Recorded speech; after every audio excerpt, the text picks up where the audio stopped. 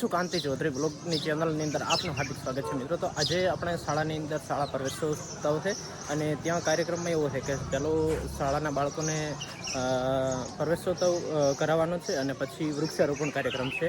તો તમામ મિત્રો વિડીયોને જોતા રહેજો, મજા આવશે અને અમે વિસ્તારથી સંપૂર્ણ બતાવીશું તમને, એટલે વિડીયોને જોતા રહેજો। અને અમારી ચેનલને જો હજી સુધી તમે સબસ્ક્રાઈબ ન કરી તો સબસ્ક્રાઈબ કરી લો, કારણ કે આની અંદર નવી અપડેટ આવતી રહે છે। પડાગર ગામની પ્રાથમિક શાળામાં અત્યારે શાળા પ્રવેશોત્સવ નિમિત્તે અત્યારે આપણી શાળામાં પધારેલ મહેમાન એલજીભાઈ પટેલ સાહેબ તથા સીઆરસી સાહેબ શ્રી પ્રદીપભાઈનું હાર્દિક સ્વાગત છે।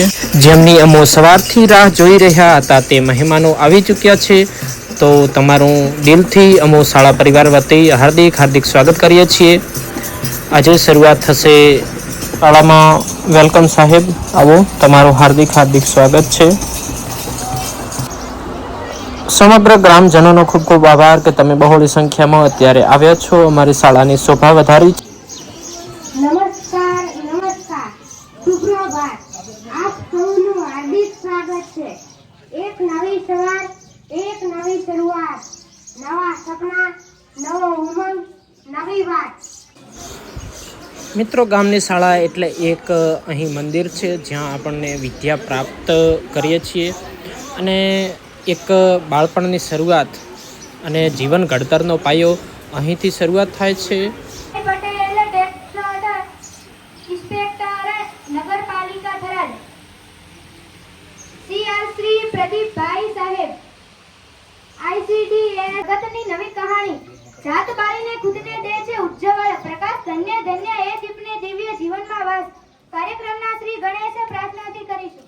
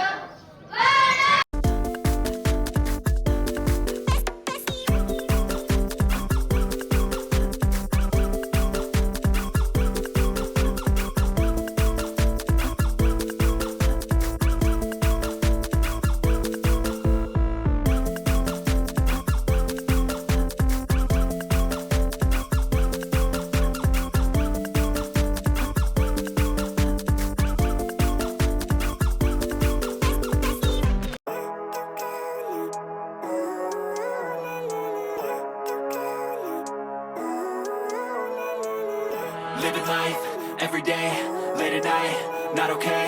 All I want, and I pray, all I need are some better days. Fuck me, I'm looking in the mirror, so foggy, but I've never seen clearer.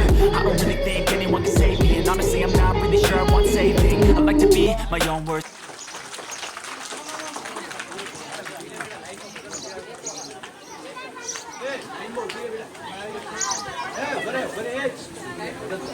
Line કર દો, ઉભા રહો, બધો મળે આપણે લાઈન કરી દો।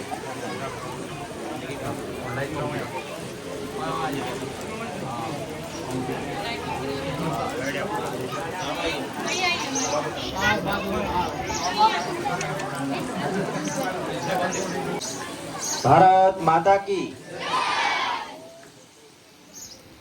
આજે બળાદર મુકામે કન્યા કેળવણી મહોત્સવ અને શાળા પ્રવેશોત્સવ નિમિત્તે આ કાર્યક્રમમાં ઉપસ્થિત ગામના સરપંચ શ્રી, મારી સાથે આવેલ કોઓર્ડિનેટર ડીઆરસી પ્રદીપભાઈ,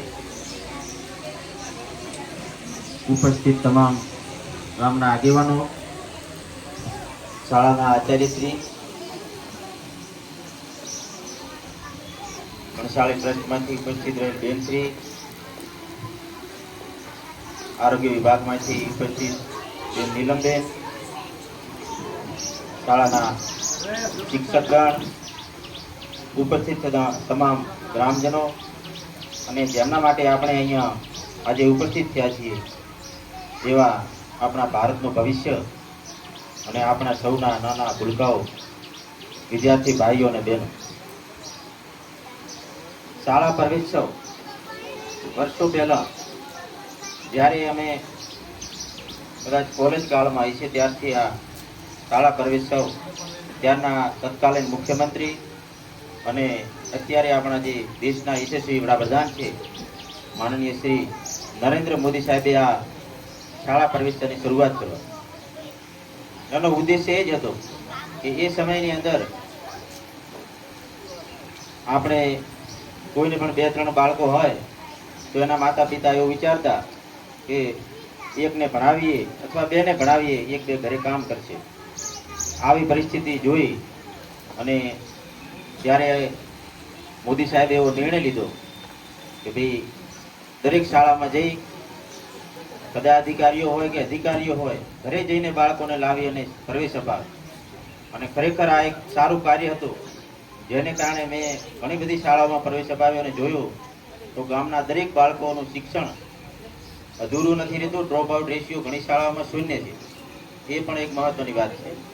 અને દરેક બાળકોને એના માતા પિતા પણ શાળાએ મૂકતા થયા છે.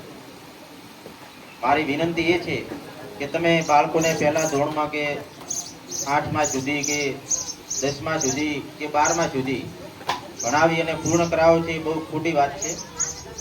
બાળકોને પૂર્ણ શિક્ષણ અપાવો. એમને જ્યાં સુધી એમનું શિક્ષણ પૂર્ણ ન થાય ત્યાં સુધી એમને એમના વાલી સાથ આપે. જે હોય વાલી, કદાચ આપણે પાડોશમાં રહેતા હોઈએ અને વાલી અભણ હોય તો આજુબાજુવાળા હોય કે ગામના શિક્ષિત હોય કે ગામના બીજા અધિકારી કર્મચારી નોકરી કરતા હોય, એમને પણ મારી વિનંતી છે કે ગામમાં કોઈ આવો કુટુંબ હોય તેને સાથ સહકાર આપી એનું બાળક પૂર્ણ રીતે ભણે એવી આપણે બધા જવાબદારી લઈએ. અને અત્યારે તો છેવાડાના છે, હમણાં જ આપણે સાંતલપુર તાલુકાનું છેવાડાનું ગામ છે, ત્યાંના ગરીબ વિદ્યાર્થી પણ અત્યારે સિવિલ સર્વિસીસની પરીક્ષા પાસ કરે છે. તો અહીંયા આપણે તો શિક્ષણની વચ્ચોવચ્ચ બેઠા છીએ, પણ આદર તો એવું ગામ છે કે એની આજુબાજુ શિક્ષણ જ છે. તો આપણા ગામની અંદર બધા ભણે, આગળ વધે.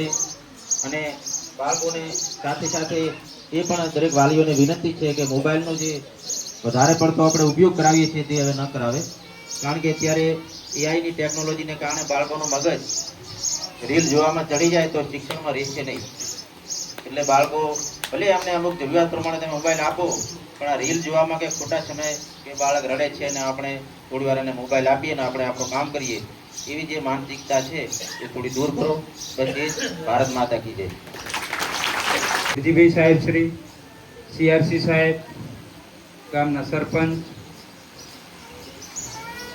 વિદ્યાર્થીઓના વાલી, એસએમસી અધ્યક્ષ, એસએમસીના સભ્યો, સર્વે બાળકો આ કાર્યક્રમમાં હાજર રહી આ કાર્યક્રમને સફળ બનાવ્યો.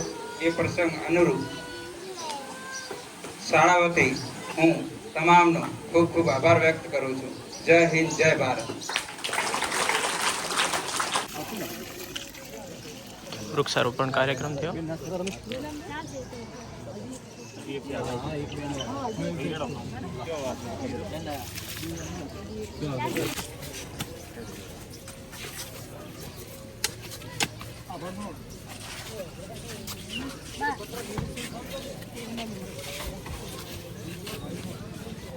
તો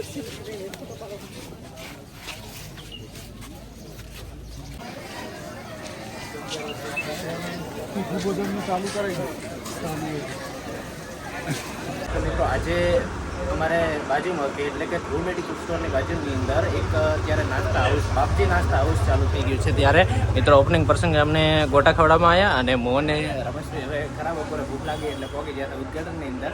સવારમાં બોલાયા હતા પણ સવારમાં નથી, કારણ કે સવારમાં ગાધેલો તો બહુ થતી નહીં એટલે અત્યારે પહોંચ્યા હતા અમે બંને. એટલે હવે બપોરનો નાસ્તો એક થઈ જાય, બપોરનો હળવો નાસ્તો થઈ જાય એટલે ફોજનો પણ રેડી સેટ થઈ જાય. રેડી? તો ભાઈ બાપજીને કે ભાઈ ખૂબ પ્રગતિ કરો અને ખૂબ તમારો ધંધો સારો ચાલે એવી ખૂબ ખૂબ શુભેચ્છાઓ. તો મિત્રો આપણે વડગામડા બસ સ્ટેન્ડ જોડે એટલે કે ધ્રુવ મેડિકલ સ્ટોરની બાજુમાં આપણે બાપજી નાસ્તા હાઉસ ચાલુ થઈ ગયું છે. ત્યારે ભાઈ અત્યારે તો ગોટાની રકઝક બોલાવી અને મેં ને રમેશભાઈએ તો ભાઈ ગોટા ઉઠાવ્યા બરાબર. હિતેશભાઈ ભાઈ ગોટા ખાધા? ક્વોલિટી કેવી છે? સારી ક્વોલિટી એક નંબર ક્વોલિટી છે ને ભાઈ. બાપજી બનાવે છે ને ગોટા ભાઈ મજા આવે છે, કારણ કે લોકો અત્યારે જુઓ તમે પાર્સલ કરાવીને લઈ જઈ રહ્યા છે. પાર્સલ તો લઈ જાવ પડે. હા, કારણ કે ભાઈ ગોટા એક નંબર એટલી ક્વોલિટી છે ને મજા અને એવો વરસાદનો માહોલ ને ગોટા ખાવાની મજા જ આવે. અત્યારે વરસાદી માહોલની અંદર અત્યારે વરસાદ પણ અત્યારે ચાલુ થઈ ગયો છે અને ગરમા ગરમ ગોટા ભાઈ ખાવાની મજા. એટલે આવતા રહો તમે વડગામડા બસ સ્ટેન્ડ જોડે. અરે ભાઈ ધોધમાર વરસાદ તૂટી પડ્યો છે. આ આજે તો આવું તૂટી પડ્યું. ખરેખર ખૂબ જ સરસ રહ્યો છે અને અમારા વિડીયોને જો ગમ્યો હોય તો અમારા વિડીયોને શેર કરજો, લાઈક કરજો અને કોમેન્ટ કરવાનું ના ભૂલતા મિત્રો.